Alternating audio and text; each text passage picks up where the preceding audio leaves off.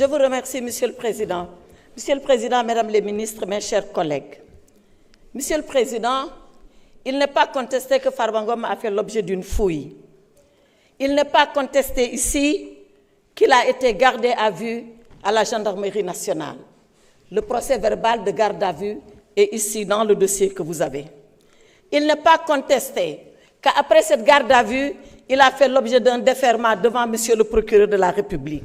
Il n'est même pas contesté que c'est à la suite de ce déferment que Monsieur le procureur de la République s'est avisé en disant que son immunité parlementaire n'a pas été levée et qu'il fallait arrêter les poursuites et le retourner au pavillon spécial.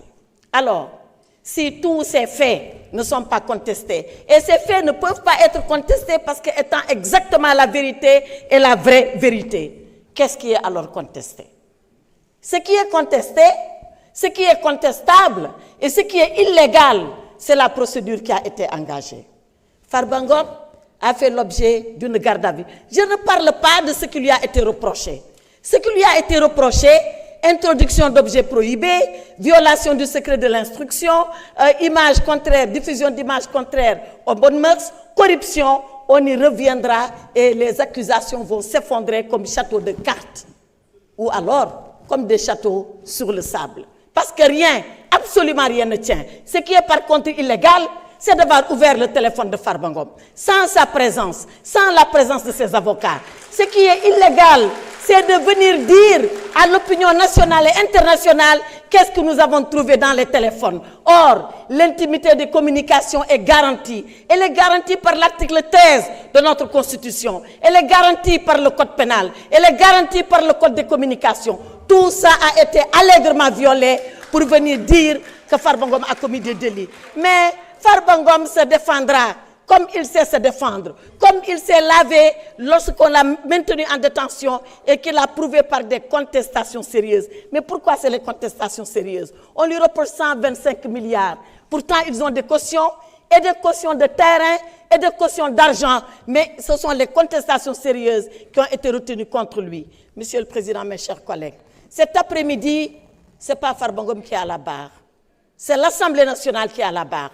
Est-ce que nous allons accepter, nous, que notre immunité soit violée par des gendarmes dans le cadre d'une procédure d'enquête primaire sans que nous ne soyons là, sans que l'Assemblée nationale ne se prononce? Cette affaire ne concerne plus Farba Ngom, elle concerne nous, les députés que nous sommes, elle concerne notre Assemblée nationale, le règlement intérieur, Monsieur le Président.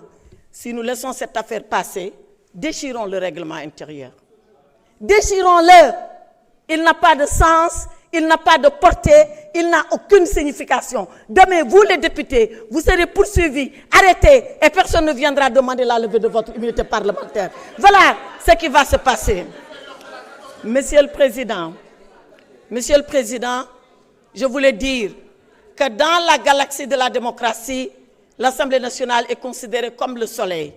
Mes chers collègues, refusez l'éclipse qui vous a été proposé. Refusez de courber l'échine parce que l'exécutif le demande. Refusez de violer votre propre règlement intérieur pour faire plaisir à...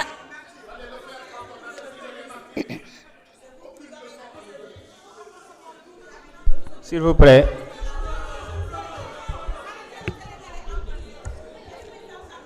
Monsieur le Président. Attendez, mes chers collègues, s'il vous plaît.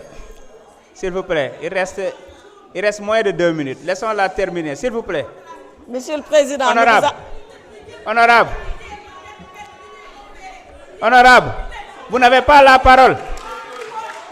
Vous n'avez pas la parole, honorable. Honorable, respectez le règlement intérieur. Vous n'avez pas la parole. Monsieur le Président, laissez-les parler. Parce que ce dont ils sont en train de parler, Monsieur le Président, s'il vous plaît. Eux ne le savent pas, mais moi je sais.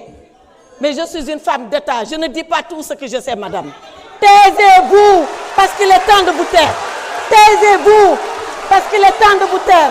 Taisez-vous, madame. S'il vous plaît. Alors, Monsieur le Président, pour finir, je demande à nos honorables collègues, pour ceux-là encore qui le sont, pour ceux-là encore qui le pensent, de conserver leur dignité et de refuser aujourd'hui que l'Assemblée nationale soit couchée devant l'exécutif. Je vous remercie.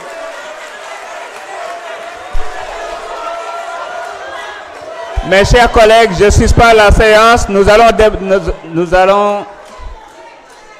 Mes chers collègues, écoutez s'il vous plaît. Je suspends pour 20 minutes. Je vous donne rendez-vous à 17h20. La séance est suspendue.